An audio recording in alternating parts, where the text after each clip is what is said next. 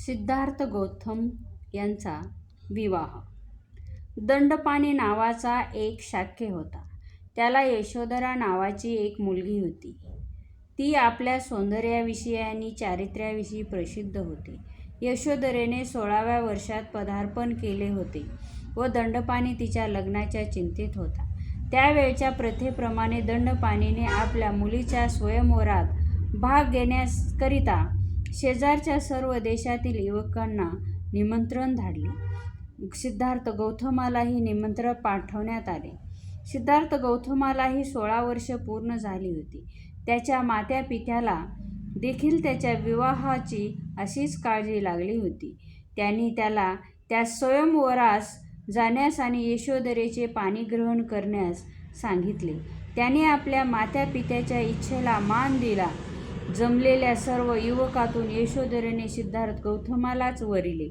दंडपाणी विशेष प्रसन्न नव्हता.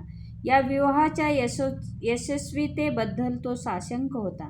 त्याला वाटले, सिद्धार्थाला साधू मुनीच्या सहवासाचे विशेष वेड आहे.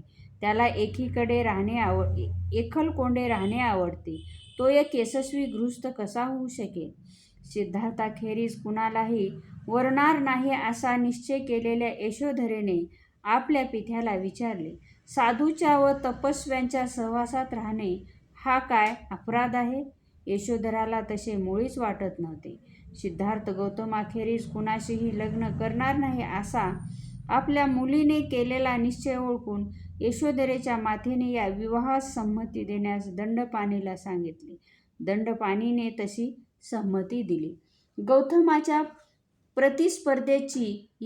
प्रतिस्पर्ध्यांची यामुळे निराशा तर झालीच, परंतु आपला अपमान झाला असे त्यांना वाटले. त्यांना वाटले की त्याच्या बाबतीत सारखा न्याय मिळण्याच्या दृष्टीने यशोधरेने निवड करताना काही परीक्षा घेतली पाहिजे होती, पण तिने तसे काही केले नाही. त्यावेळी ते स्वस्थ बसले.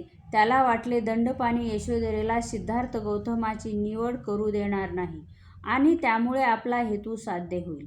परंतु दंडपाणी जेव्हा या बाबतीत अयशस्वी झाला तेव्हा त्यांनी धीर करून अशी मागणी केली की धनुर्विद्येचे कौशल्य दाखविण्याची परीक्षा घेतली जावी.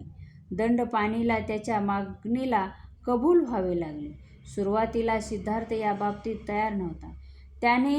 तेव्हा त्याने असा नकार दिल्यास त्याचा पिता, त्याचे कुळ व सर्वात अधिक यशोधरा यांना लाजेने खाली मान घालण्याचा कसा प्रसंग येईल हे त्याला सारथी छन्न याने त्याच्या निदर्शनाला आणून दिले.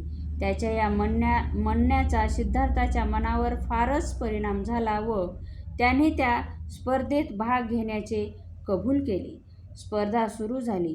प्रत्येक स्पर्धकाने आपले आळीपाळी येताच आपले कौशल्य दाखविले. गौतमाची पाळी सर्वांच्या शेवटी आली, परंतु त्याची बिनचूक निशाणबाजी सर्वश्रेष्ठ ठरली. तदनंतर विवाह समारंभ झाला. शुद्धोदन व दंडपाणी या दोघांनाही आनंद झाला. त्याचप्रमाणे यशोधरेला व महाप्रजापतीलाही अत्यानंद झाला. विवाह होऊन अनेक वर्ष लोटल्यावर यशोधरेला एक पुत्र झाला. त्याचे नाव राहुल असे ठेवण्यात आले.